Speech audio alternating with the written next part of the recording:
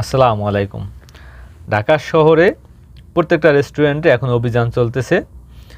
মানে প্রায় রেস্টুরেন্টে অভিযান চলতেছে এবং তাদেরকে বন্ধ করে দেওয়া হইতেছে, ভাঙচুর করা হইতেছে, জরিমানা করা হইতেছে, বিভিন্ন অভিযান তারা চালাইতেছে এবং অধিকাংশ রেস্টুরেন্ট এখন বর্তমানে এক প্রকার বন্ধ, তারা রেস্টুরেন্ট খুলতেই আসে না অভিযানের ভয়ে। ঠিক আছে, তো এখন এই যে প্রত্যেকটা রেস্টুরেন্টে আসলে অভিযান চলতেছে,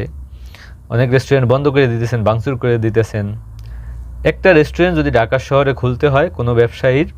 তার 14টা জায়গা থেকে লাইসেন্স নিতে হয়, 14টা জায়গা থেকে অ্যাপ্রুভাল নিয়ে তারপর ঢাকা শহরে একটা রেস্টুরেন্ট খুলতে হয়।